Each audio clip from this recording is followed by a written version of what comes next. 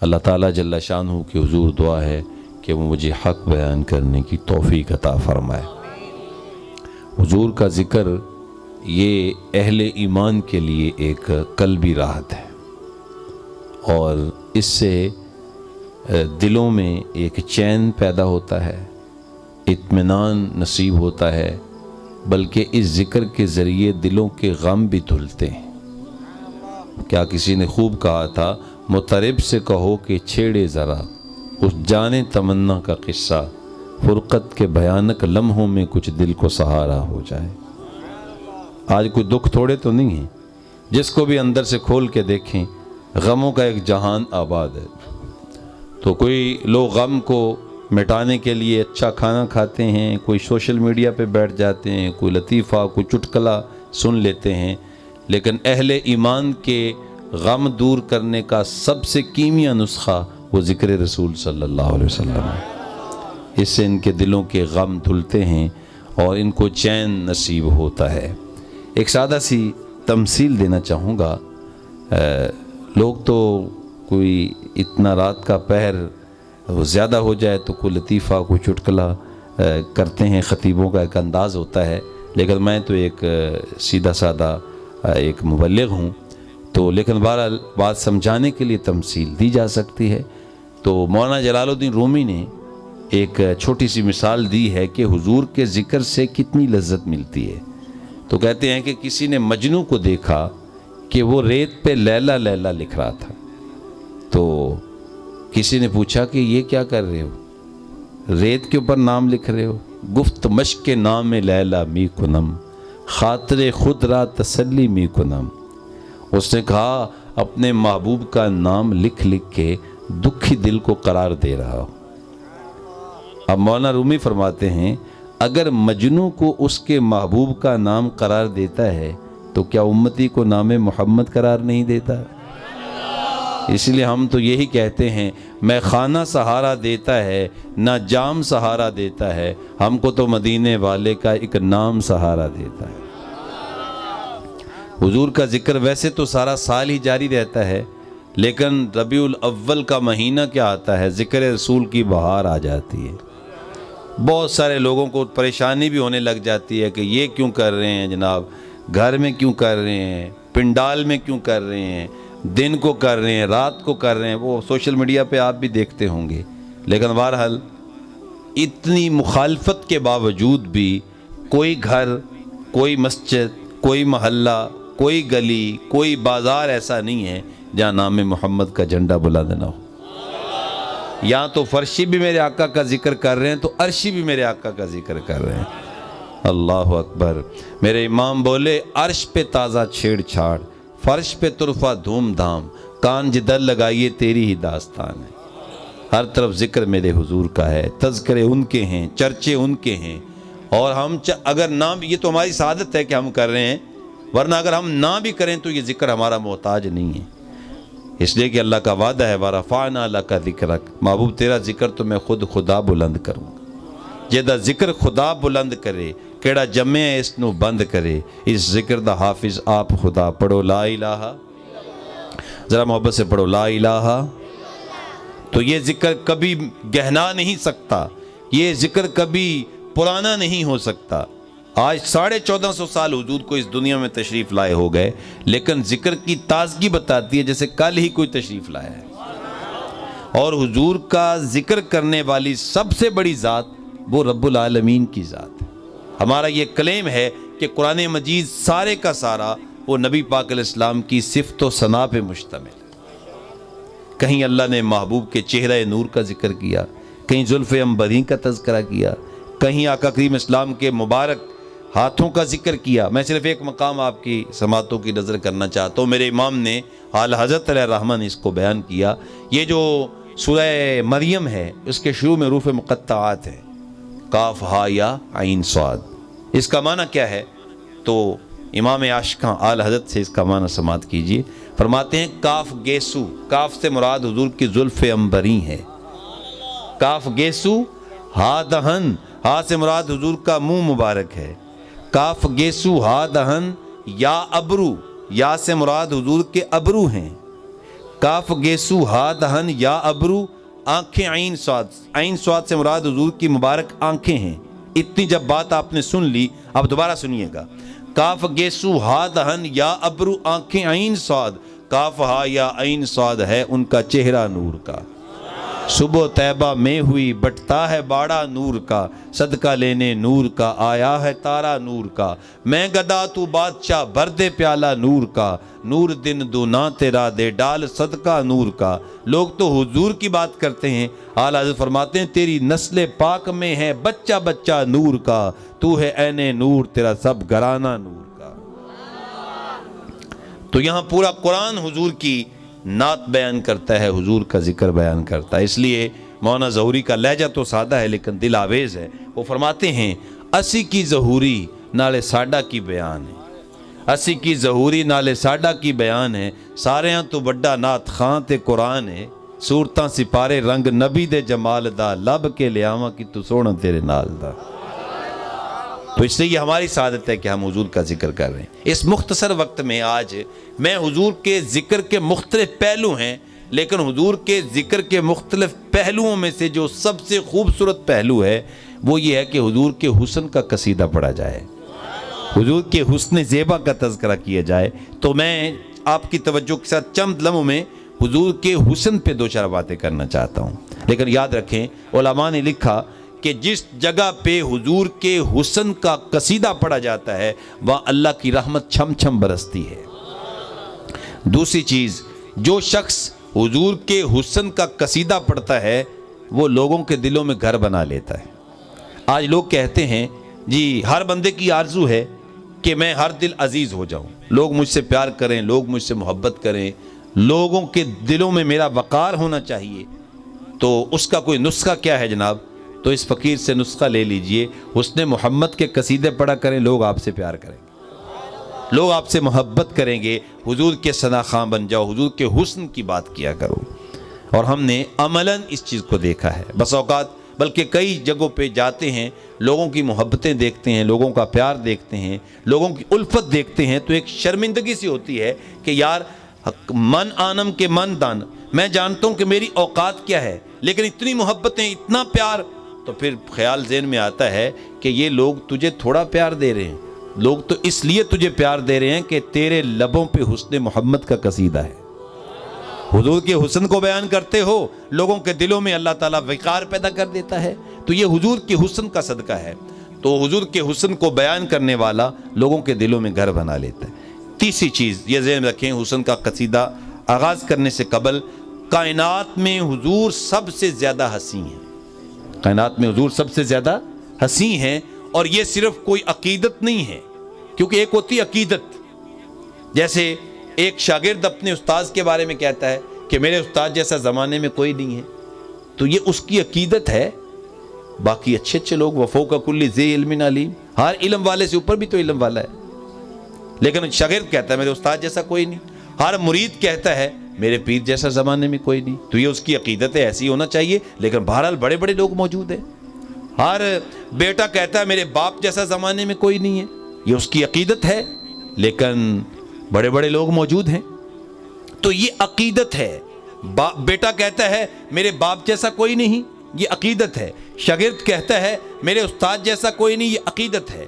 مرید کہتا ہے میرے پیر جیسا زمانے میں کوئی نہیں, یہ عقیدت ہے. آقا کریم اسلام کائنات میں سب سے زیادہ حسین ہیں, یہ صرف عقیدت نہیں ہے, حقیقت ہے. اس لیے کہ حضور جیسا زمانے میں کوئی آیا ہی نہیں. حضرت سیدنا ابو ہریرہ رضی اللہ تعالیٰ عنہ بیان کرتے ہیں کل قمر لیلۃ البدر لا مارا قبلہ ولا بعدہ مثلہ. فرماتے ہیں کیا پوچھتے ہو, حضور تو 14ویں رات کا چمکتا ہوا چاند تھے. پھر فرماتے ہیں نہ حضور جیسا حسین نہ پہلے دیکھا نہ بعد میں دیکھا. حضرت حسان پاس ہی کھڑے تھے, فرمانے لگے تم دیکھتے کیسے, کسی ماں نے جنم دیا ہوتا تو دیکھتے. خدا نے حسینہ جمیلہ دا منہ موڑ دیتا, محمد بنا کے قلم توڑ دیتا.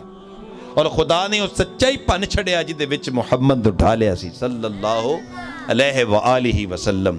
آؤ آقا کی صلاۃ والسلام کے حسن پہ بس ایک حدیث اور اس پہ ایک دو باتیں. اس کو بیان کیا حضرت سیدنا ابو طفیل رضی اللہ تعالیٰ عنہ, حضور کے جلیل القدر صحابی ہیں, اور سب سے آخر میں وصال کرنے والے آقا کریم اسلام کے صحابی حضرت سیدنا ابو طفیل 110 ہجری میں انہوں نے انتقال کیا، یعنی حضور کے وصال فرمانے کے 100 سال بعد ان کا انتقال ہوا، سب سے آخر میں انہوں نے جو وصال کیا۔ تو حج کا موسم تھا، یہ کسی اونچے ٹیلے پہ کھڑے ہو گئے اور لوگوں کو اعلان کر کے کہتے ہیں کہ لوگوں اب اس وقت پوری دنیا پر روئے زمین پر میری ان 2 آنکھوں کے علاوہ کوئی آنکھ نہیں ہے جس نے جمال محمد عربی دیکھا ہو، میں ہی ہوں صرف، بس میری یہ 2 آنکھ۔ فخر ہے نا، ایک اعزاز ہے، ظاہر ہے اس سے بڑا اعزاز کیا ہو سکتا ہے۔ تو جب یہ بات کہی نا تو تابعین کا زمانہ تھا، لوگ آس پاس جمع ہو گئے۔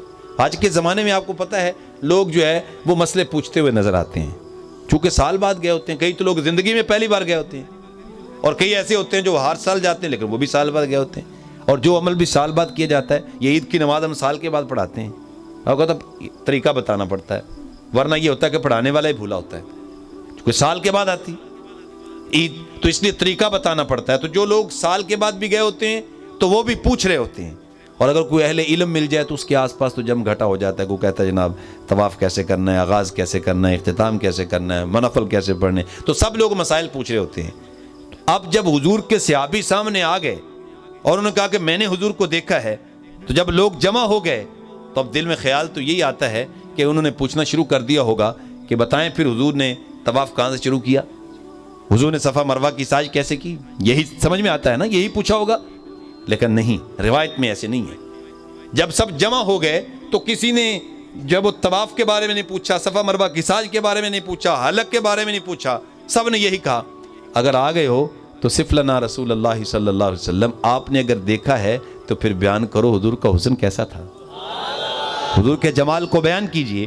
تو 3 لفظوں میں حضرت ابو طفیل رضی اللہ تعالیٰ نے حضور کی پوری صورت زیبا کا نقشہ کھینچ دیا۔ فرماتے ہیں کان رسول اللہ صلی اللہ علیہ وسلم ابیض ملیحا مقصدا، فرماتے ہیں ایک تو حضور کا رنگ بڑا چٹا تھا، چٹی رنگت کے مالک، اور ایسا چٹا رنگ نہیں تھا جیسے دودھ ہوتا ہے سفید، بلکہ ایسی رنگت تھی جس میں سرخی ملی ہوئی تھی۔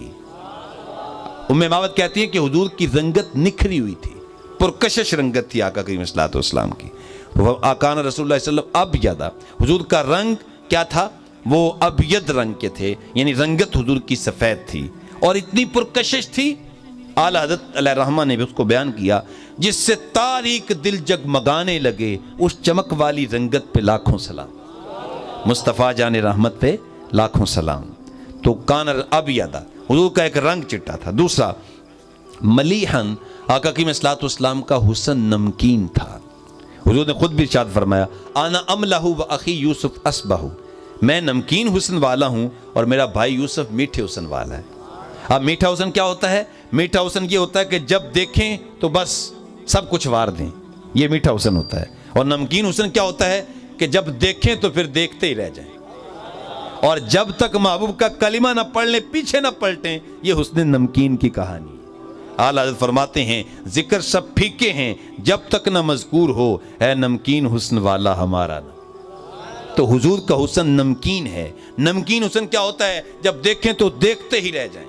اللہ اکبر۔ اس پہ بس ایک کہانی حسن کی جو میرے شیخ بھی بیان کیا کرتے ہیں، اور جب حسن کی کہانی آئے، بات چلے، تو میں بھی اس بات کو بیان کیے بغیر نہیں رہ سکتا، اور میں نے 20 مرتبہ یہ واقعہ بیان کیا ہے، لیکن جب بھی بیان کرتا ہوں تو ایک نیا لطف آتا ہے، ایک نیا حظ آتا ہے۔ اور میں یہ واقعہ اگر بیان کروں اور آپ ذوق سے اس کو سن لیں، اس کے بعد میں گفتگو ختم بھی کر دوں گا نا، تو آپ مجھ پہ ناراض نہیں ہوں گے، چونکہ واقعہ اتنا ایسا ہے، گھاری پورا کر دیتا ہے بندے کا۔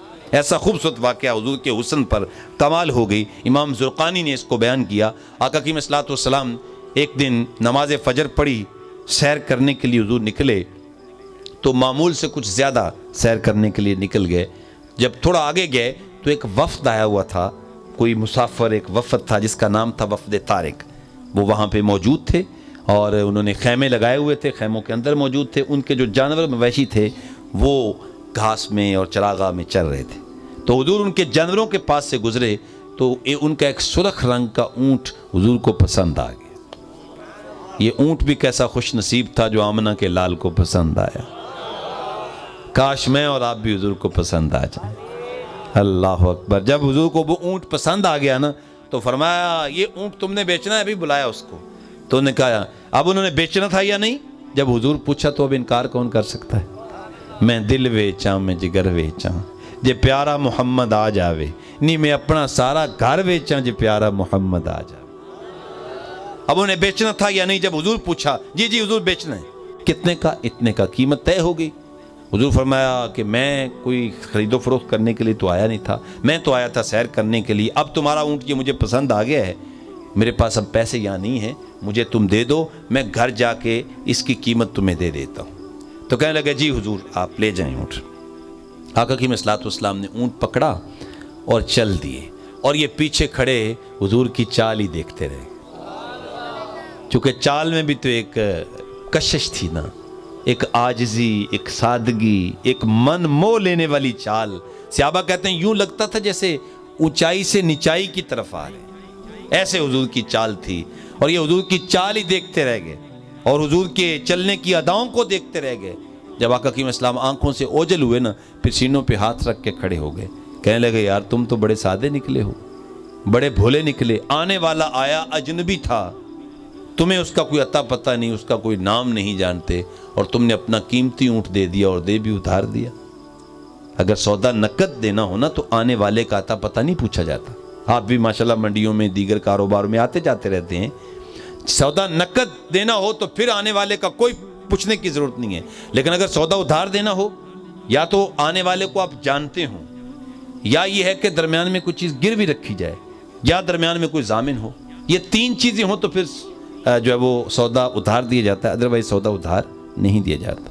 کہ آنے والا آیا اجنبی تھا اور تم سے تمہارا قیمتی سرخ اونٹ، بہت قیمتی جانور ہے، لے کے چلا گیا اور تم اس سے اس کا نام تک نہ پوچھ سکے۔ ایک دوسرے کو تانے دینے لگ گئے، ایک دوسرے کو کوسنے لگ گئے۔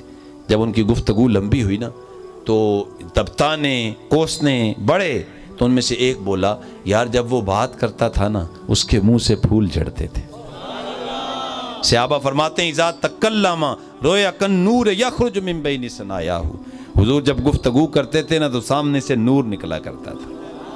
وہ کہتا ہے میں تو اس منظر کو دیکھتا رہ گیا، مجھے ہوش نہیں رہا کہ نام پوچھ لیتا۔ دوسرا کہتا ہے کہ جب وہ مسکراتا تھا نا تو سامنے والے پہاڑوں پہ عکس پڑتا تھا، میں اسی منظر کو دیکھتا رہ گیا ہوں۔ صحابہ فرماتے ہیں اذا ضاحکا یتلالو فی الجدر، حضور جب مسکراتے تھے تو سامنے کی کچی دیواریں بھی چمک اٹھتی تھی۔ یہ چمک ہے حضور کے حسن زیبا کی۔ کہتا ہے میں اسی منظر کو دیکھتا رہ گیا ہوں۔ تیسرا کہتا ہے میں تو اس کی چیل جیسی آنکھوں میں کھو گیا تھا، کیا خوب سجن دیاں اکھیاں نے، جویں بھر کے سرائیاں رکھیاں نے، تے تو اجے میرا یار نہیں ڈٹھا جنوں ویکھ کے چند شرماوے، ادھی راتی دن چڑھ جاوے جے او رخ تو نقاب ہٹاوے، تے جے او نکلے سیر کرن نوں سارا گلشن سیس نواوے اتے دھرتی لف لف جاوے، جے ہاتھ پھلاں وچ رکھدا ہاتھ پھلاں تو ود جاوے، نین نشیلے مست رسیلے وچ سونا کجل سہاوے، اکھ اگڑے تے انج پیا چاپے جویں میں خانہ کھل جاوے، تے جے او کھولے پیچ زلف دے تے راہی راہ بھل جاوے، بجلی ڈردی لشک نہ مارے متا بے ادبی ہو جاوے، علم خدا نے اینا دیتا عقلاں وچ نہ آوے، عقل خدا نے اینی دیتی علماں وچ نہ آوے، کی اعجاز نظر وچ او دی جو آوے وک جاوے، خلق او دے نے مولی دنیا کوئی ورلائی جان بچاوے، توبہ توبہ حسن سجن دا تے چال نہ چلی جاوے، آزم ایڈا سونا مائسن کدرے نظر نہ آوے۔ کہ بہرحال جو کچھ ہوا تم اس کے حسن میں ڈوب گئے اور وہ اپنے حسن کا جادو چلا کے تم سے تمہارا قیمتی اونٹ ہتھیا کے لے گیا۔ جب یہ بات کہی نا کہ حسن کا جادو چلا کے قیمتی اونٹ لے گیا، تو قافلے کے سردار کی بیوی خیمے میں بیٹھی تھی، اب تک خاموش تھی، ساری باتیں سن رہی تھی، لیکن جب انہوں نے یہ بات کہی نا تو پھر اس نے خیمے کا پردہ سرکایا اور کھڑی ہو گئی۔ اس نے کہا انا ضامنۃ لسامانی جمالکم لا یغدر بکم، کہ اگر وہ پیارا قیمت دینے نہ آیا تو قیمت مجھ سے لے لینا، مگر خبردار جو اس کے خلاف کوئی بات کی میں ایک لفظ بھی اس کے خلاف نہیں سننا چاہتی۔ انہوں نے کہا تو جانتی ہے جو ضمانت دے رہی ہے؟ انہوں نے کہا خدا کی قسم جانتی میں بھی نہیں۔ کہا اگر جانتی نہیں تو پھر ضمانت کس چیز کی دے رہی ہے؟ تو اس نے کہا جب وہ پیارا تم سے سودا کر رہا تھا نا تو میں نے خیمے کی اوٹ سے اس کا چہرہ دیکھ لیا تھا، اس کے چہرے کی چمک، اس کے چہرے کی روشنی، اس کے چہرے کا حسن اور اس کے چہرے کے اوپر جو خد و خال تھے وہ واضح اس بات کی غمازی کرتے تھے کہ یہ چہرہ کسی کو دھوکہ دے ہی نہیں سکتا۔ یہ کسی کے ساتھ جھوٹ بول ہی نہیں سکتا. ایسا خوبصورت چہرہ, ایسا باکمال چہرے والا انسان کسی کو دھوکہ نہیں دے سکتا. اللہ اکبر. بس اس نے جب یہ جملہ بولا نا تو صحابہ کرام آ گئے اور تلاش کرتے پھر رہے ہیں ہمارے آقا نے کن لوگوں سے اونٹ خریدا تھا. تو کہنے لگے ہاں ٹھیک جگہ پہ آ گئے, ہم سے خریدا تھا. کہا یہ لو حضور نے کھجوریں بھیجی ہیں تمہاری مہمان نوازی کے لیے. مہمان آئے ہو نا, دور سے آئے ہو, اجنبی ہو, تو یہ کھجوریں ہیں, لو اسے اپنی قیمت بھی پوری کر لو. انہوں نے کہا اب قیمت بعد میں لیں گے, پہلے یہ بتاؤ وہ پیارا رہتا کہاں. اللہ اکبر. سارا قبیلہ اٹھا, جتنا وفد تھا حضور کے قدموں میں جا کے حضور کا کلمہ پڑھ کے حضور کا غلام بن گیا. تیریاں تک کے ادامہ میں مرید ہو گئی. دیکھنے والے کہا کرتے ہیں اللہ اللہ, خدا یاد آتا ہے دیکھ کے صورت تیری. آقا کریم صلی والسلام کی مہر نبوت, حضور کی ختم نبوت کی مہر, وہ حضور کے محاذ قلب پر, یعنی قلب کے مقابلے میں وہ دو کندھوں کے درمیان تھی. یہ کبوتری کے انڈے کے برابر ایک ابھرا ہوا نورانی گوشت تھا جس کے اندر اتنی کشش تھی کہ حضرت سلمان فارسی اس کو دیکھ کے دیوانے ہو گئے. یہ ابھرا ہوا گوشت تھا. اچھا, حضور سے قبل جتنے نبی آئے ان کی مہر نبوت ان کے دائیں ہاتھ پہ ہوا کرتی تھی. اب سوال یہ ہے کہ جب لوگ ان سے پوچھتے کہ آپ اللہ کے نبی, کہ ہاں ہم اللہ کے نبی ہیں, تو وہ کہتے تمہارے پاس دلیل کیا ہے. لوگ پوچھتے تو وہ ہاتھ پہ کہتے یہ دیکھو ہاتھ پہ مہر نبوت ہے, یہ میری نبوت کی دلیل ہے. اب پہلے نبیوں کی مہر نبوت ہاتھ پہ, آقا کی اسلام کی مہر نبوت, ختم نبوت کی مہر دو کندھوں کے درمیان. وجہ کیا ہے حضور کی ختم نبوت کی مہر وہ پشت پہ کیوں رکھی گئی؟ وجہ اس کی یہ ہے کہ پہلے نبی جب کہتے تھے کہ ہم اللہ کے نبی ہیں, لوگ پوچھتے کیا دلیل ہے, کہتے یہ دیکھو ہاتھ پہ مہر نبوت ہے. لیکن اللہ نے اپنے محبوب کا چہرہ ہی ایسا بنا دیا تھا جو دیکھ لیتا تھا مزید دلیل کی ضرورت ہی نہیں رہتی تھی. حضرت عبداللہ ابن رواحہ رضی اللہ تعالیٰ عنہ فرماتے ہیں لولا کانت فیہ بینۃ, اگر آقا کریم صلی والسلام کوئی معجزہ بھی نہ لے کر آتے, کوئی نشانی نہ دکھاتے, تو لوگوں کو حق پہچاننے کے لیے حضور کا چہرہ ہی کافی تھا. آقا کریم اسلام کا چہرہ ہی نور کافی تھا. اس پہ ایک دلیل, حضرت عبداللہ بن سلام رضی اللہ تعالیٰ عنہ یہودیوں کے چوٹی کے عالم دین تھے. آقا کریم اسلام جب مدینہ طیبہ میں آئے تو آپ جانتے ہیں کہ استقبال تو اپنوں نے بھی کیا, بیگانوں نے بھی کیا, سب نے, یہودیوں نے بھی کیا. لیکن جب آقا کریم صلی اللہ علیہ وسلم کے اطراف میں لوگ جمع ہونا شروع ہو گئے تو یہودیوں کی بڑی ٹینشن ہوئی کہ یار یہ تو ہماری تو دکانداری ختم ہو رہی ہے, سیاسی اجارہ بھی ختم ہو رہی ہے, مذہبی اجارہ بھی ختم ہو رہی ہے. تو پھر وہ حضور کے مخالف ہو گئے. انہوں نے آقا کریم صلی اللہ علیہ وسلم کا مقابلہ شروع کر دیا. مختلف طریقوں سے حضور کی مخالفت کرتے تھے. ان مخالفت کرنے میں ایک ان کا طریقہ انہوں نے یہ اپنایا کہ بھئی کوئی پڑھا لکھا آدمی تیار کرتے ہیں اور وہ حضور کے ساتھ علمی مناظرہ کرے. تو 100 سوالات سکھائے عبداللہ بن سلام رضی اللہ عنہ, بعد میں اسلام لے آئے. 100 سوالات سکھائے. یہ سوال کرنا, اگر اس کا جواب مل جائے تو اگلا سوال کرنا, اس کا جواب مل جائے تو اگلا سوال کرنا. وہ سب سوالوں کے جواب دے نہیں سکیں گے, ہم لوگوں کو کہیں گے نہیں یہ چنگے نبی ہیں, ان کو تو ہمارے سوالوں کے جواب ہی نہیں آئے. تو 100 سوالات سکھائے اور سوالات کی گٹھڑی دماغ میں رکھ کے عبداللہ بن سلام حضور کی بارگاہ میں چلے گئے اور پیچھے دعائیں مانگ رہے ہیں کہ ہمارا مناظر کامیاب ہو کیا ہے. اللہ اکبر. جب آئے نا عبداللہ بن سلام حضور کی مجلس میں بیٹھ کے پیچھے آ کے, تو حضور صلہ رحمی پہ گفتگو کر رہے تھے. سل من قاطعک واتی من حرمک واحسن الی من اساء الیک, جو تجھ سے کٹتا ہے اس سے جڑ جا, جو تجھ سے کٹتا ہے اس سے جڑ جا. خاص طور پہ جو رشتہ دار ہے جو کٹتا ہے اس سے جڑ جا. یہ نہیں ہے کہ مقابلہ لگا لو, جو ایک ہاتھ پیچھے ہٹتا ہے ایک جناب نہیں. لوگوں کا آج کل تو یہ طریقہ چل رہا ہے نا کہ جو تھوڑا سا پیچھے ہٹتا ہے دوسرا کہتا ہے مجھے کیا جناب پریشانی ہے, میں تو خود کفیل ہوں, مجھے اس کی کیا ضرورت ہے. یہ کامیابی نہیں ہے, یہ جناب بہادری نہیں ہے, یہ کوئی نیکی نہیں ہے. نیکی کیا ہے کہ جو کٹتا ہے اس سے جڑ جانا چاہیے, یہ نیکی ہے. یہ میں نہیں کہہ رہا, علماء نہیں فرما رہے, یہ آمنہ کے لال فرما رہے. سل من قطعک, جو تجھ سے کٹتا ہے اس سے جڑ جا. خاص طور پہ جو رشتہ دار ہیں, اور رشتوں کو قائم رکھنے کے لیے دوستو صاحبو ہارنا بھی پڑتا ہے کبھی کبھی. رشتوں کو قائم رکھنے کے لیے, اپنے کزنز ہیں ان کے ساتھ تعلق قائم رکھنے کے لیے, پھوپھی, خالہ, چچا, ماموں, یہ جو رشتے ہوتے ہیں بھائی, ان کو قائم رکھنے کے لیے بس اوقات ہار بھی جائیں تو کوئی حرج نہیں ہے, لیکن یہ رشتہ ٹوٹنا نہیں چاہیے. اور اس پہ میں محمد بخش عارف کھڑی کا وہ شعر آپ کے سماعتوں کی نظر کرنا چاہتا ہوں. بڑا خوبصورت شعر کہا انہوں نے, کہتے ہیں جتن جتن ہر کوئی کھیڈے تو ہارن کھیڈ فقیرہ. ਜਿੱਤਣ ਜਿੱਤਣ ਹਰ ਕੋਈ ਖੇਡੇ, ਤੂੰ ਹਾਰਨ ਖੇਡ ਫਕੀਰਾ, ਜਿੱਤਣ ਦਾ ਮੁੱਲ ਕੌਡੀ ਹੁੰਦਾ, ਹਾਰਨ ਦਾ ਮੁੱਲ ਹੀਰਾ। یا رشتوں کو قائم رکھنے کے لیے ہار جانے میں ہی کامیابی ہے. تھوڑی قربانی بھی دینا پڑ جائے بڑے بھائی کو تو کوئی بات نہیں ہے، اس کو دینی چاہیے، لیکن رشتے ٹوٹنے نہیں چاہیے.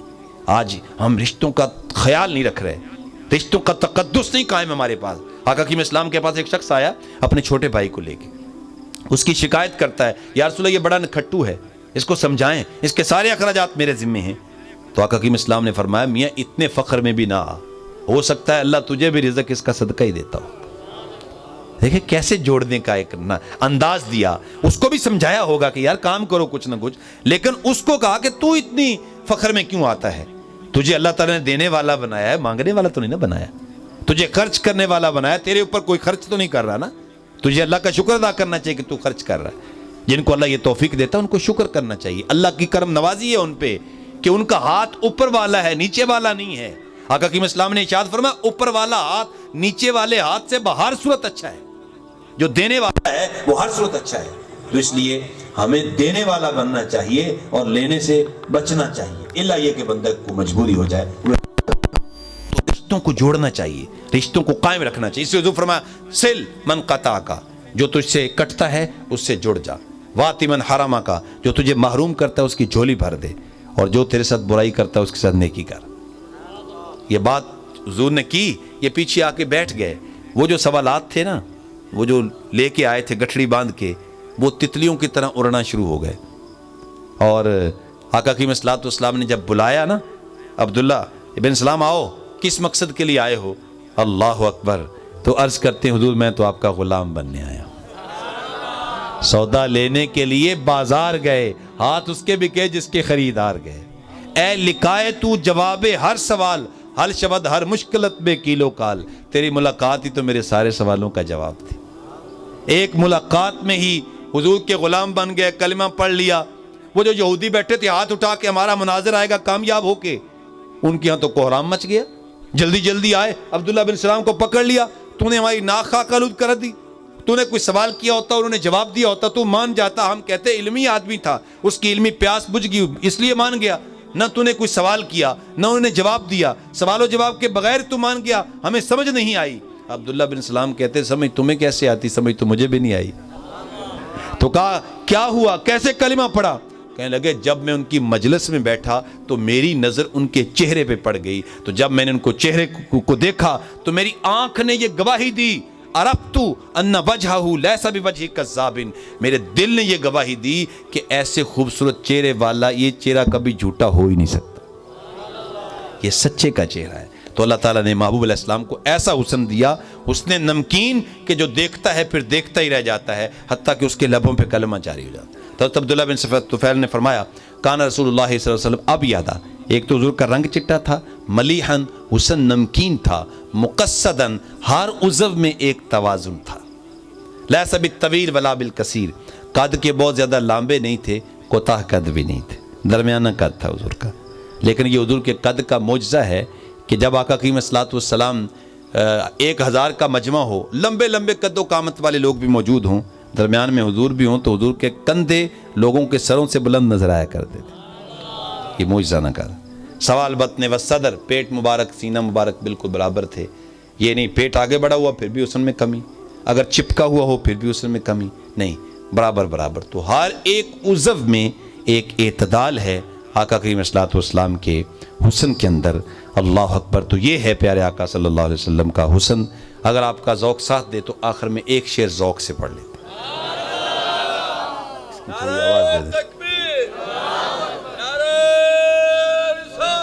یا رسول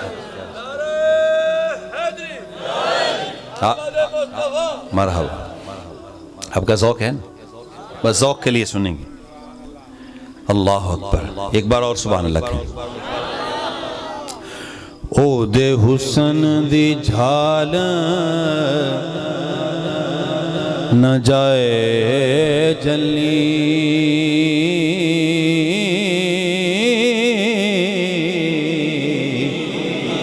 تے حسن والیاں مکھ لکایا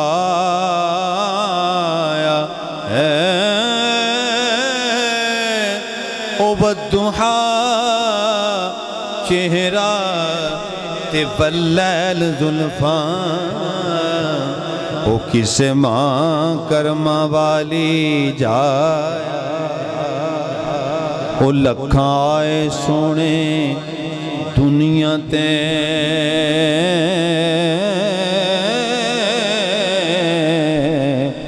پر محبوب خدا جیا کوئی نہیں او لکھاں سونے بن بن بیندے نے پرو دی خاک کے پا جیا کوئی نہیں او لکھاں سونے بن بن بیندے نے پرو دی خاک کے پا جیا کوئی نہیں۔ ایسا حسن ایسا جمال اللہ نے اپنے محبوب کو دیا، کائنات میں اس کی مثال نہیں ملتی۔ آؤ کائنات میں حضور سب سے زیادہ حسین ہیں تو حضور کے قدموں سے لپٹ جاؤ، حضور کے قدموں سے جڑ جاؤ، آقا کریم صلی والسلام کے ساتھ اپنے آپ کو، حضور کے ساتھ جو غلامی کا رشتہ ہے اس کو مضبوط کر لو، تمہاری دنیا بھی کامیاب ہو جائے گی، قبر اور حشر بھی کامیاب ہو جائے گا۔ اسی مقصد کے لیے ہی ان مجالس کا انعقاد کیا جاتا ہے کہ ہم پیارے آقا صلی اللہ علیہ وسلم کے ساتھ جڑ جائیں اور آپ صلی اللہ علیہ وسلم کے ساتھ جو ہمارا غلامی کا رشتہ ہے اس کو مضبوط کریں۔ ہمارے بچے، ہمارے جوان، ہمارے بابے، ہمارے لالے وہ آقا کریم صلی اللہ علیہ وسلم کی سیرت سے اپنی زندگی سیکھیں انشاءاللہ تعالیٰ۔ پھر دیکھیں معاشرہ کتنا خوبصورت ہوتا ہے، معاشرے کے اندر کتنا جمال آتا ہے۔ اللہ تعالیٰ جل شانہ کے حضور دعا ہے حسن محمد کا صدقہ اللہ تعالیٰ ہمیں حب رسول کی دولت سے مالا مال فرمائے۔ آج کی اس محفل کو سجانے والے جتنے بھی احباب ہیں ان کو مبارکباد پیش کرتا ہوں۔ اللہ تعالیٰ آپ لوگوں کی محبت، آپ کی چاہت، آپ کا پیار قبول کرتے ہوئے آپ کو اتنا دے کسی چیز کی بھی کوئی کمی باقی نہ رہے۔ تو جیسے علامہ صاحب نے اعلان فرمایا ہے تو میری طرف سے بھی آپ کو بالخصوص دعوت ہے، تو آپ جب آئیں گے تو آپ کو دیکھ کے میری آنکھیں ٹھنڈی ہوں گی، میں آپ کے لیے منتظر رہوں گا، تو انشاءاللہ ملاقات ہوگی آپ سے، ضرور تشریف لائیے گا۔ تو اللہ تعالیٰ جل شانہ آپ کو دنیا آخرت کی بہتریاں اور بھلائیاں نصیب فرمائے، آمین۔ وآخر دعوانا ان الحمدللہ رب العالمین۔